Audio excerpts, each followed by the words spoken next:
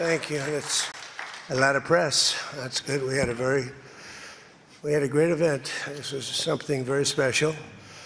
And I want to thank President Macron and Bridget, his really lovely wife, fantastic person, for welcoming us to France for an extremely successful G7 summit. I would say it's one of the most successful.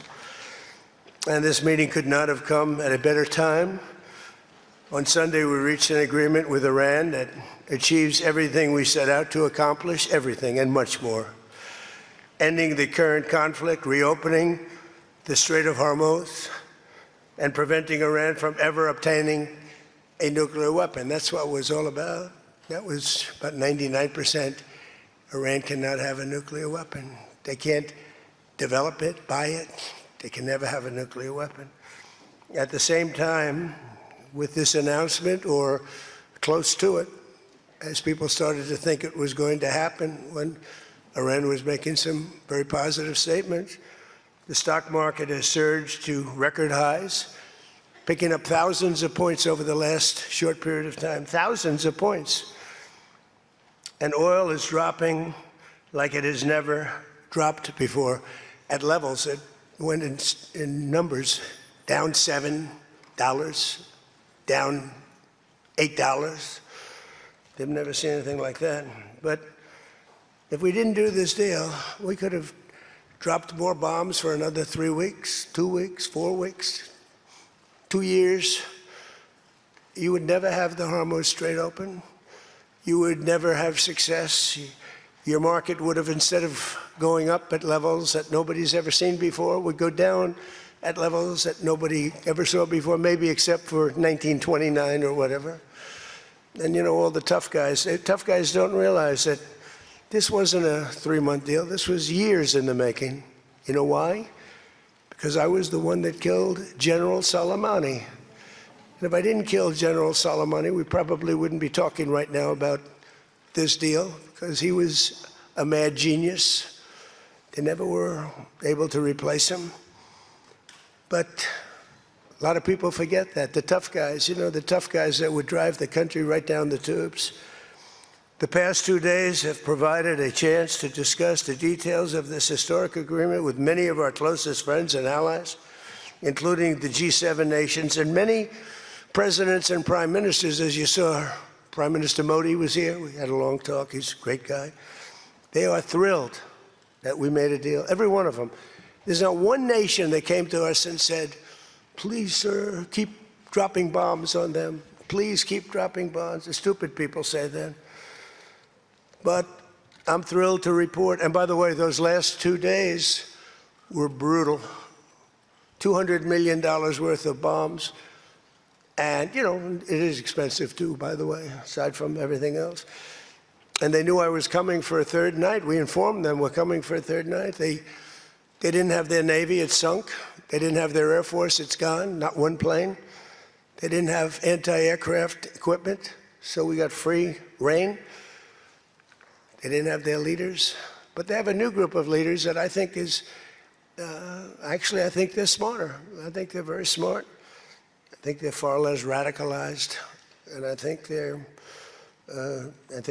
really good. They love their country. You know, you talk about regime change, nobody will say that, but I guess that's, look, their one set of leaders is all gone. Their second set of leaders is all gone. Their third set of leaders, a little bit gone, but for the most part, and frankly, I think that's regime change. I think they're going to behave much differently. I think they see a different way of life that they were never exposed to.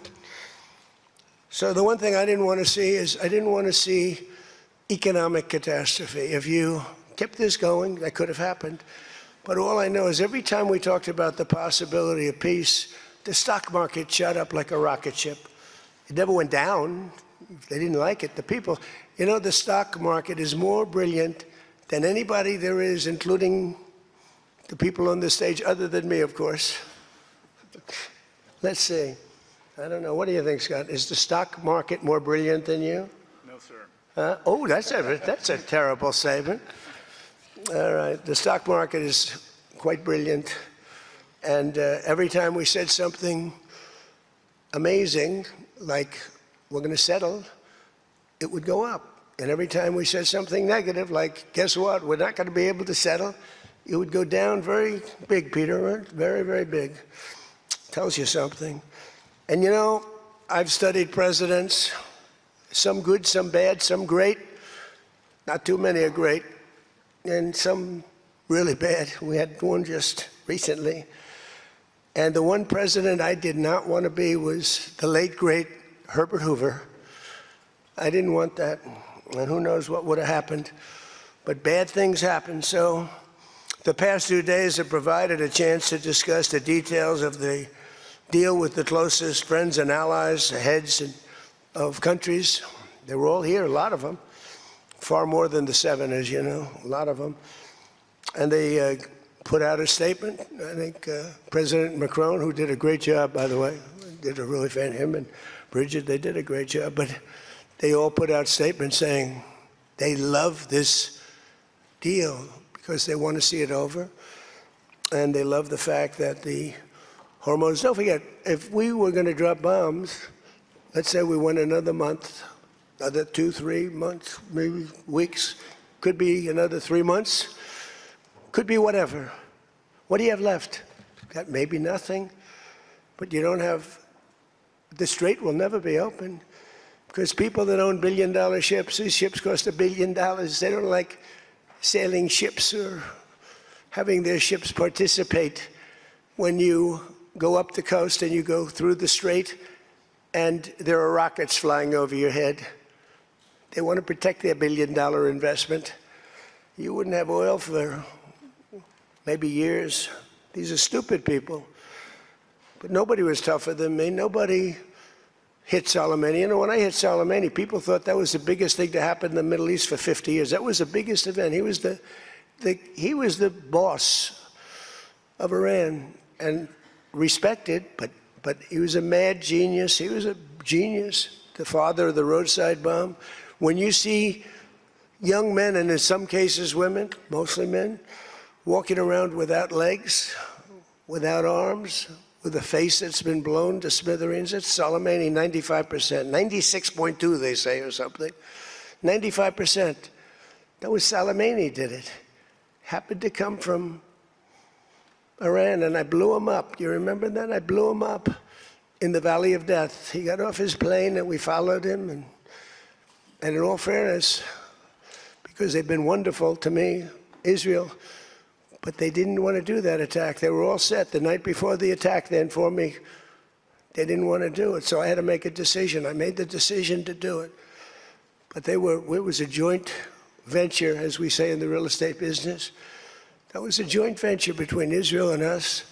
We studied it for a month. We knew what plane he was going to be on. Almost a month before, he only traveled on commercial airliners, big ones with lots of people, because he knew we wouldn't shoot him down. He's very smart. But we knew he was going to be on that plane. We followed him. And then Israel informed me that they won't do it. And I had to make a decision. I had some very good generals, and not the ones you see on television, very good. And I want to thank also Pete Hegseth and General Rein, who's phenomenal. Okay, these guys are phenomenal. They can't be better. But I had some good generals, and I said to them, well, if Israel's not going to do it, we're all prepared. Do we do it? Do you like doing it or not? He said, sure. If you want to do it, we can do it. How well? We'll do it just as well or better. We'll do it ourselves. We don't need anybody. So we took out Soleimani. One of the biggest events to happen, the Middle East, maybe ever, but they say 50 years, they say 100 years. I was with the Prime Minister of Pakistan. He said it's maybe the biggest event that has ever taken place in his life. Nobody could believe it. So that's when it started. It didn't start like 3 or 4 or 5 weeks ago. And Obama wouldn't do it. What Obama did was he did the JCPOA. He loaded up a plane with $1.7 billion in green cash from banks all over Washington, Maryland, and Virginia. They were stripped of all their cash. They had no cash to do payrolls. It all went into a Boeing 757, a wonderful plane, and they flew it to Iran. And they gave it out to people. They bribed people. They thought they were going to get it done. Then they gave billions and billions of dollars after that. And they got a deal that was a road to a nuclear weapon. I get so angry, I guess. I'm allowed to get angry. When I watch the Democrats, they talk about it all the time. We had this deal done. You had a deal that was going to give them, legally, a nuclear weapon.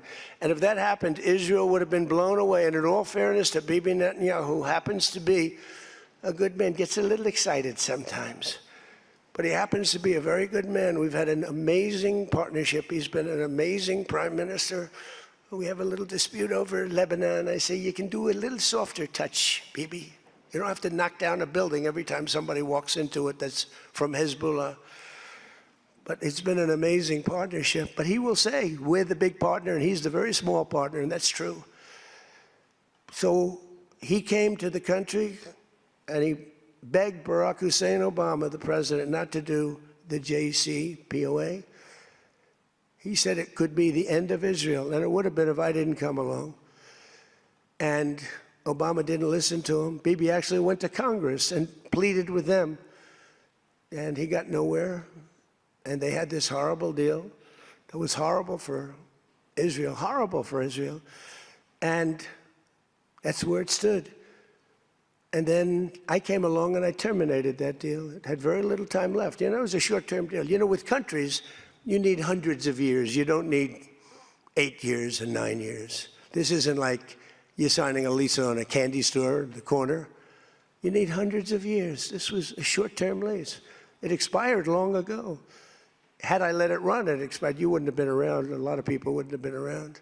But Israel would have been terminated. I think the whole Middle East would have been terminated. You saw that when everybody was shocked that all these missiles, they were aimed at these different places. Qatar, Saudi Arabia, UAE. Think of it. Bahrain, Kuwait. They got hit. Nobody thought that was, even I didn't think it was going to happen. They didn't think it was going to happen. They were going to take out the entire Middle East, including Israel. And if they had a nuclear weapon, they would have used it within moments after getting it. So I made it very tough for them when I terminated the Barack Hussein Obama catastrophe. JCPOA, one of the worst deals. NAFTA might have been worse, but that was worse economically. This deal was really dangerous, what he did. He gave them everything, including a lot of money, which we don't give them, by the way, just in case you have any question. We'll be giving this out so you can read it and you can see. And it's a memorandum of understanding. If it doesn't get done in 60 days, that's all right. We go back to bombing. You know, I don't want to do that because it's so good. But we might have to, because we're never going to let them have a nuclear weapon. But they've agreed not to, and you'll see that very clearly in the agreement.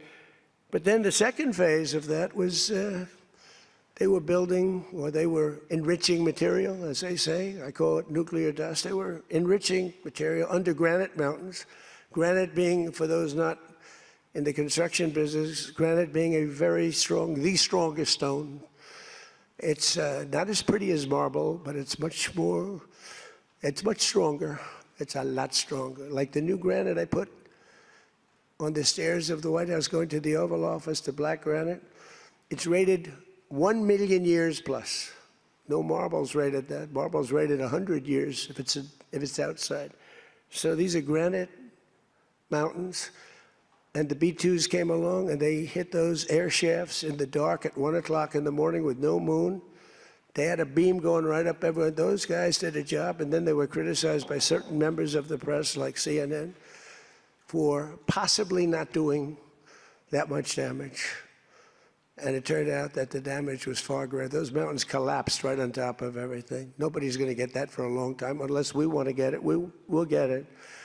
But we're the only ones that can. And they say China has the equipment to get it, and we have the equipment to get it. And it's actually not valuable. Not a lot of value, but we'd like to get it psychologically, but nobody's touching it. We also have cameras. That's what Space Force is. We have the greatest military in the world, by the way. But I'm proud of Space Force because I started it. We have Space Force cameras on every single door, well, there are no doors. They've been pretty well shattered. But every area of that, if somebody walks in and he's got a badge with his name on it, like Mohammed something, which is about a 50-50 guess, Mohammed something. They can tell the name. They can give you a serial number.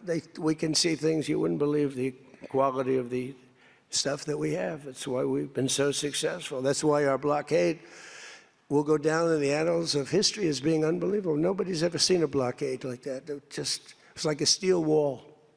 So what happened is we then terminated that, and I call it the nuclear dust, and that was the end of that. But if we didn't hit that with the B-2 bombers, or if it wasn't successful, they would have had a nuclear weapon, a nuclear bomb at a very high level, not the highest, but it would have been a very high level. We have much bigger, but we hope that we're never going to have to use it. We have the most.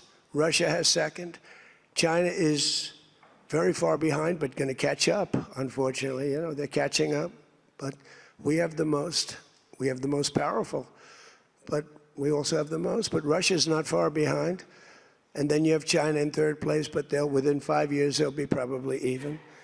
And we ought to make a denuclearization deal. It would be so great. We don't need all of that. We don't need to be able to blow up the whole world 300 times over. It's terrible. It's really, if we could do a denuke deal, I'd love it. And one of those two is very willing to do it, I will tell you. But the other one is less willing to do it. And you need all of them. So the deal we reached with Iran on Sunday will be signed shortly, tomorrow, maybe the next day. Subject deals. My whole life is all about deals. That's all I ever did is make deals. And crazy things happen with deals. I've gone into deals where it's a guarantee.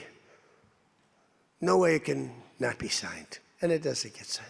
And I've gone into deals that you have no chance of making, and they go like nothing. So, but we're going to most likely sign a deal. They want to sign a deal. And they've been acting very appropriately. They took a big 2 hits last week. Those were 2 very big hits. So importantly, Iran has agreed that they will neither produce nor procure a nuclear weapon. Neither produce, because originally they said, they talk about that they will not develop a nuclear weapon. And some people found it okay. These guys didn't, in all fairness. But some people, but I didn't like it. Said it won't develop. I said, what happens if they should buy? I don't know. It's very dangerous for somebody to sell, because whoever sells them a nuclear weapon will get nuked themselves. If they sold a nuclear weapon, only a few that could do it, they would be nuked. They wouldn't have that country long. So it's a very dangerous thing for somebody to do. But I wanted it in there. So it's develop, procure, buy, anything. And you'll see that when you see the agreement, but it's appropriate that we release the agreement. And we did send a copy to Israel, by the way. They've been a good partner. Again, I think they could do better with respect to Hezbollah. I'm not saying they shouldn't protect themselves. I'm saying when 2 drones are shot into the desert and drop harmlessly, you don't have to knock down buildings in Beirut. They could behave better. And frankly, they could do a better job. I love them as a partner. They were terrific. But they could do a much better job with Hezbollah. On that, I don't think they're doing well. And I feel very bad for Lebanon. Lebanon's been, it was a great culture. They had the professors, the doctors, the lawyers. It was an incredible culture, maybe the highest in the Middle East for years and years, centuries. And for the last 50, 60 years, they have been just trashed. They have been living in hell.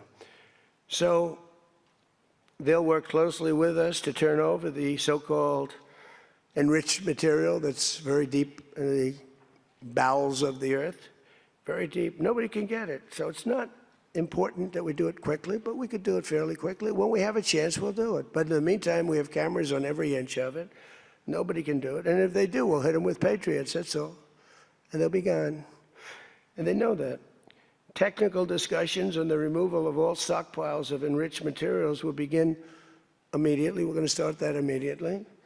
And unlike Barack Hussein Obama, who sent Iran pallets of cash and any relief they receive under this deal, they'll have to get based on merit. And it won't be from us. We don't have to give them anything. But some people may want to invest. Like, what are you going to do? Say you can never ever invest in a country? I mean, it's pretty tough. I don't mind being tough, but it's pretty crazy. You can invest in a country. You can invest in any country you want, but you can't invest there. Well, they need investment because we did $1.5 trillion, maybe $2 trillion worth of damage. So somebody's going to have to help them out. There's no guarantee about helping them out. And could be their neighbors will help them out a little bit. I don't know. But it's a lot of money. Almost nobody has that kind of money. That's the kind of damage that was done. But we're not investing any money. There was a fake story. There was a fake news story that got a man, a person, a good person. JD made a statement. It was a perfect statement. And they reported it in a very strange way, but that's why it's fake news, I guess. So we don't give them money. We don't give them any of that. And what happens is with time, if they behave, if they be a citizen of the world, a reasonable citizen of the world. And I think this group, again, I didn't do this for regime change, but I think this group is regime change. I mean, hey, the first group is dead. One little morning, having breakfast, the whole group, they thought they'd never be caught because we never bombed during breakfast, but we bombed. And they all, 88 people. And I'm not proud of that at all. But the second group came in and they were very unreasonable too. And they were all gone. They were all gone. And then the third group, we've been dealing with them. Couple left this planet, but we've been dealing with them. And again, they've been fine. I mean, I've had a lot easier. I've had some easier ones. They're tough, they're smart. Maritime traffic through the Strait of Hormuz has already increased very substantially, and the normal flow of energy will resume in the coming days, and trillions of dollars will be made by the world, and the stock market will, I believe, continue to rise. The only difference is that a player that's very volatile, very tough, very smart, frankly, you know, they have, in one way, a primitive culture, but it's also a genius primitive culture. They're very smart people, very good negotiators, but so are we. So rather than possibly going into a depression, rather than having your favorite president be Herbert Hoover, I was always the one I didn't want to be. I wouldn't have preferred Nixon. I wouldn't have preferred, there are plenty I wouldn't prefer, but the one I always thought of, Herbert Hoover, and he caused it. He raised taxes too fast, and he raised interest rates too fast, all at the same time. And it caused the Great Depression. So I don't think I'll make mistakes like that. I lower taxes, I don't raise taxes. In fact, we just gave you the largest tax decrease, largest tax cut in the history of our country.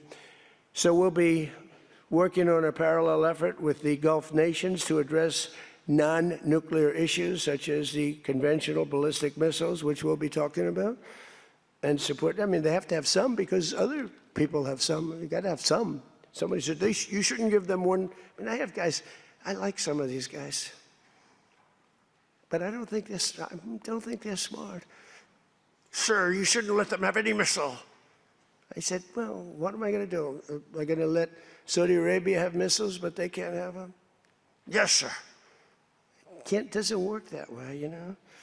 It doesn't work that way. And missiles aren't the problem. Missiles they hurt a little location, but they don't blow up the planet. So the Gulf nations will address the non-nuclear issues. As we'll be talking about the ballistic missiles, and we'll talk also about the terrorist proxies that they have, that we don't want that to happen. But I want to thank our partners in both Pakistan and Qatar. These people work so hard. And they knew them a little bit. In the case of Pakistan, quite well. In the case of Qatar, they were sort of at odds. And, you know, Qatar was great because they had right next door. When I flew from there, from that location to Saudi Arabia, I'd fly for 40 minutes, and I'd fly to UAE for 40 minutes, to great leaders there, by the way. In the case of Saudi Arabia, the father's still alive, and he's fantastic, and the son is going to be great. He's going to be great. The Crown Prince and Mohammed at UAE is an incredible warrior. He was dropping bombs.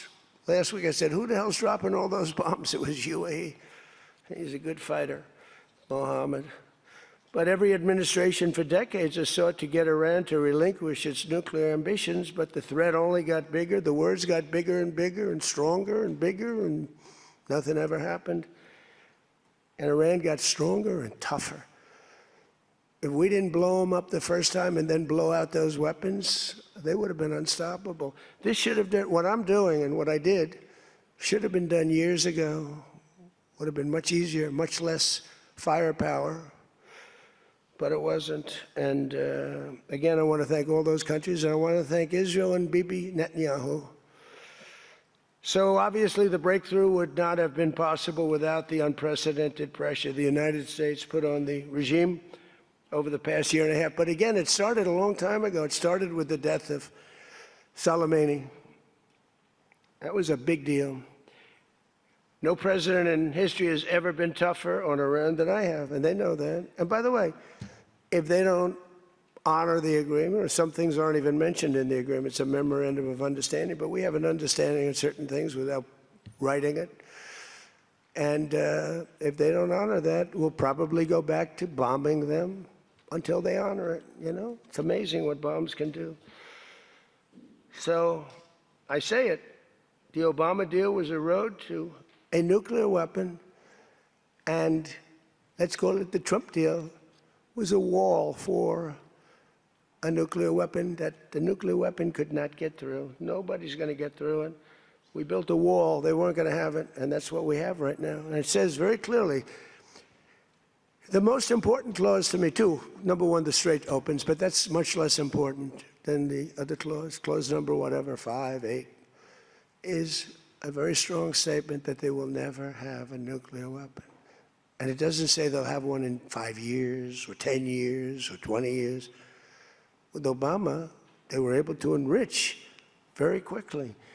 This agreement now provides Iran with a historic opportunity. If they follow the path of cooperation we'll have opened for them, their country will have a chance to survive. Now think of it, you know, they have 91 million people. People want me to bomb the bridges. Why don't I bomb? I already did, because, you know, they went back on one of their promises, and I bombed their biggest bridge, the equivalent of that was the George Washington Bridge of Iran. But we bombed that bridge, you saw that. One quick strike by an F-22, the most beautiful fighter jet ever made, by the way. In fact, we're ordering some more of them. We're bringing it out because it's so effective. It's incredible. It's incredible. Well, look, we have the greatest military in the world. Those B-2 bombers are unbelievable. Who would have thought they could handle, each had 2 because the flight was so long, but they handled 3 of the biggest, heaviest bombs, hundreds of thousands of pounds, and they handle them like they're nothing. It's amazing. And also, they're undetectable. They flew into Iran, totally, think of it, totally undetected. Now, Iran's waiting for them. They're waiting for them. And they never saw them. 1 o'clock in the morning, they never saw them. They're stealth. And we just ordered 22 more. The newer, upgraded version, which I guess is better. I don't know how the hell you get better. But as I expressed to the world leaders here this week, it's my hope that the peace agreement will be the beginning of a much larger deal all across the Middle East. We're very close. Look at the job we've done on Gaza. Look at Hamas. Hamas has been very silent. You haven't read anything about Hamas. And we're trying to get them unarmed. You know, they grew up with a machine gun in their hand. I think they actually, when they were born, they came out with a machine gun in their hand, so it's not the easiest thing. But they've actually, you know, behaved pretty well, considering this was not the lifestyle that they were taught to have. But including an end to all Iranian aggression, and they're not going to be Iranian aggression, and an end to war and terror in Lebanon. So the Lebanon peace is something we'll have to work on a little bit. It's a very small piece of the puzzle, actually, but it still makes a lot of noise. The big deal is the Iran deal. That's where the money is, where the power was. But they have Hezbollah, and we got to get that done one way or the other. We'll do it. I think Israel can do a much better job on it. Syria would love to do it. I was very responsible for the gentleman at Syria that's now the president of Syria. He's done a tremendous job. He's put that country together in a year and a half. sort of like our country, a year and a half, it's pretty similar size. They said, please don't put him there. He's a very violent man. Al-Qaeda. I said, well, I know one thing, a Boy Scout's not going to work.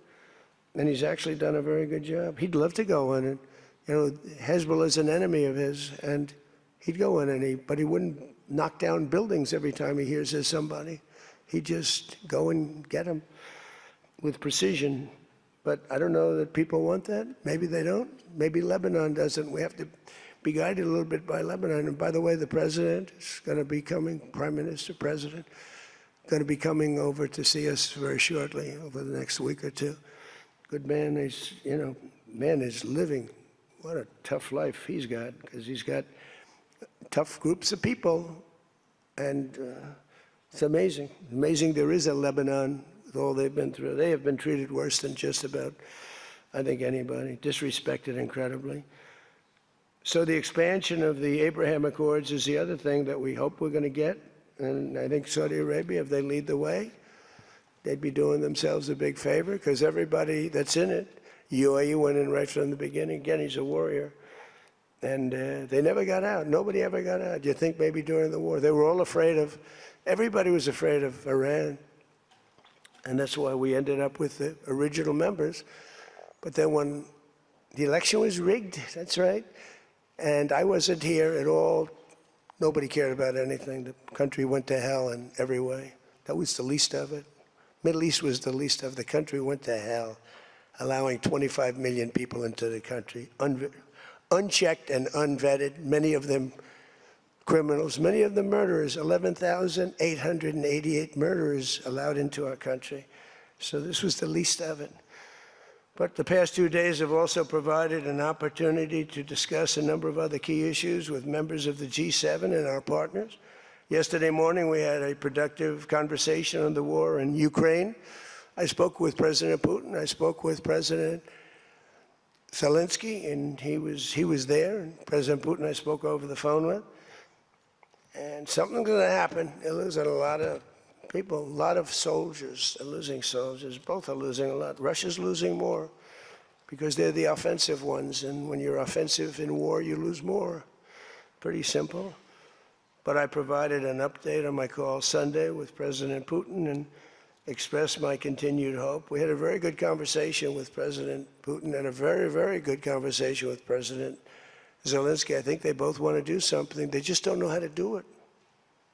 They want to do it, they just don't know how.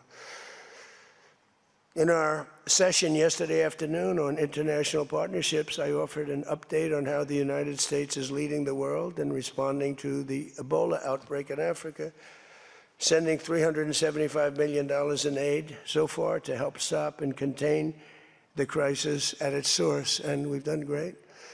I was with the president of, a couple of presidents came over, by the way, from African nations, and they were so happy with what we did. But where it's unfair is we gave $375 million.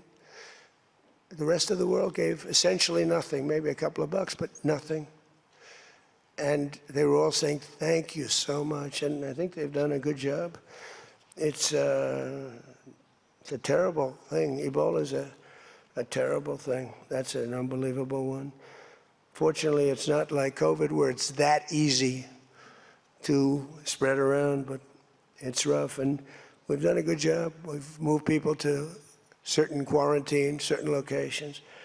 But today we also had excellent meetings on the economy and artificial intelligence, which is amazing what's going on with that. It's going to be the biggest thing ever. We have to be very careful with it. It's both great and could be bad. We have to be careful with it. But we're leading China. We're leading the world on that. We're allowing them to do their own electric plants because they need, as an example, those buildings are so big. And they're not taking the community's electricity. I gave them the right.